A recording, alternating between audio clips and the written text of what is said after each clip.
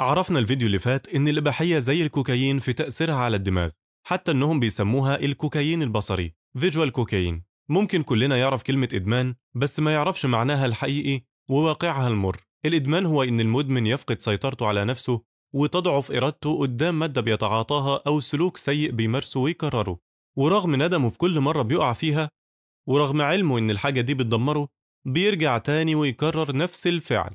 يبدأ الإدمان بالتعرض، فيجرب سيجارة أو يجرب يشاهد صورة مثيرة، بعدها مرة ورا مرة يحدث الإدمان، وبسببه يلغي واجباته ويأجل التزاماته تجاه ربه ونفسه والناس اللي بيحبوه، ومع الوقت تقل اللذة اللي كان بيشعر بيها في الأول، فيزيد من عدد ساعات المشاهدة ونوعية المشاهد، فممكن يبدأ يشاهد حاجات لا يمكن كان يقبلها زمان.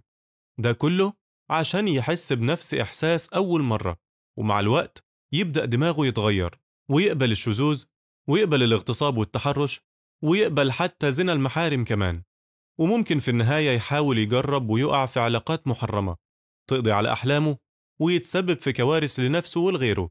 في شيء كمان بيعمله الإدمان، وهو إن المدمن لو بطل بتحصل له أعراض اسمها أعراض الانسحاب، ودي ممكن تكون سبب في رجوع المدمن مرة تانية لنفس سلوكه لو معرفش كيفية التعامل معاها، ودي هنتكلم عنها في فيديو تاني.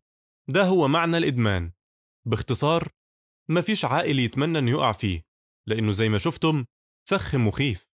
وبعد ما عرفنا الإدمان، إزاي يقدر إدمان الإباحية يخطف دماغنا ويسبب لنا الإدمان؟ الإدمان ينطوي على جزئين من الدماغ، العاطفي والعقلاني. دماغنا العاطفي مسؤول عن بقاء أجسامنا حية، بيخلينا نشعر بالجوع والعطش والحفاظ على أجسامنا في درجة حرارة طبيعية، وكمان بيخلينا نشعر بالانجذاب للجنس الآخر ويخلينا نحب ونتزوج. دماغنا العاطفي بقى بيخلينا نريد ما نعتقد أننا نحتاجه، وبعد كده بيكافئنا بمشاعر اللذة عشان نكرر الأفعال دي من خلال دايرة المكافأة بإفراز مواد كيميائية تشعرنا بتلك اللذة. بس عنده نقطة ضعف كبيرة، إنه ما يعرفش الصواب من الخطأ. ده هو السبب في إن المدمن على الرغم من إنه بيقول لنفسه مش عايز أفتح الموقع ده، لكنه بيشعر فجأة إن الفكرة مش سيئة وينجر وراها.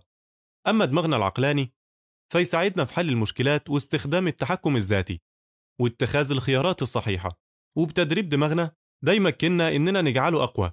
كلا الدماغين العاطفي والعقلاني مهمين، لكن خلال فترة نمونا فإحنا محتاجين نتأكد إن دماغنا العقلاني هو المسؤول، لأن الدماغ العاطفي هو اللي بيخلي المدمن يدخل لموقع إباحي على شبكة الإنترنت عشان يشعر بمتعة كبيرة عند المشاهدة. فممكن نبقى آمنين بعيداً عن أي مادة أو سلوك ندمنه، ونتعافى برضه لو أدمنا، وده بإننا نخلي دماغنا العقلاني مسؤول وقوي. إزاي نقويه عشان يكون هو المسؤول؟ ده اللي هنتكلم عنه بالتفصيل الحلقة اللي جاية.